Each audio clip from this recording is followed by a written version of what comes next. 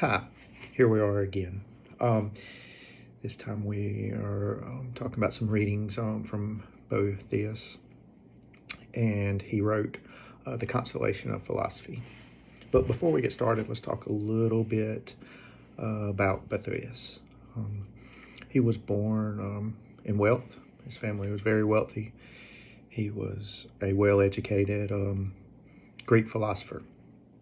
He was well known. He so went on that he actually even had served as a high-ranking official on their boards. So he was in leadership. However, he was accused of treason for conspiring with the Eastern Roman Empire, and later on he was executed. He was executed around 524, 525 CE. Okay, so while he was in prison, he wrote this Consolation of Philosophy. It's pretty much a dialogue between himself and basically a lady philosophy. In book one, he wrote the sorrows of Boethius. So while he was waiting his execution, he wrote this poetry of songs. But as he was writing, Lady Philosophy appears to him.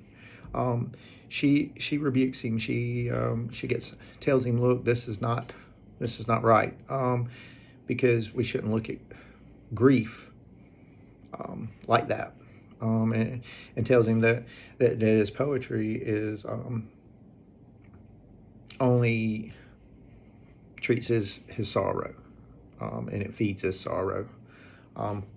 Philosophy promises to heal him through reason, and philosophy, she was a kind of like a physician, treating the sick.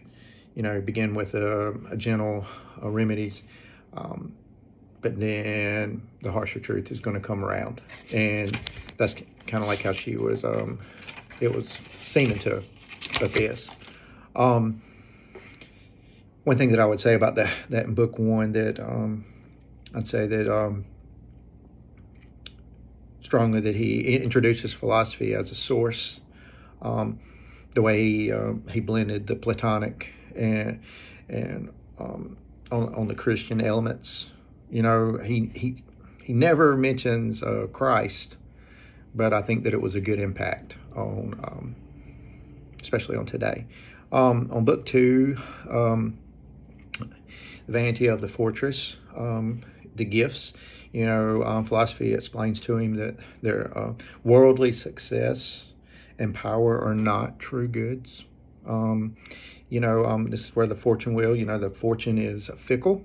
Is the phrase. She gives gifts only to take them away.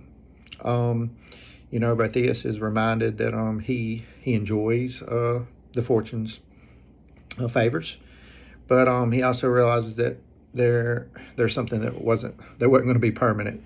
I truly believe that this is still prevalent in today's society. The pursuit of an inner rather than an outer sort of happiness. Moving on to book three, especially with our time, the true God, good, true happiness and faults. Philosophy begins to lead Boethius toward the ultimate good. She asked him, what all do humans seek? And ultimately, it was happiness. But people mistakenly pursue wealth, honor, even power, fame. But all of these were flaws. It's all flawed. She says that the true good must be self-sufficient, perfect, and unchangeable. Only God fits this. in this description, right? So true happiness is found in the divine and not earthly pursuits. This book, it contains some profound reasoning, it leading to later Christian and medieval philosophy, the Platonic and the Stoic thought with Christian metaphysics. I think that it was his critique of the false goods is very systematic. I'm going to leave you with two questions. How does this of the fortress wheel help explain his shift from despair to search for true happiness?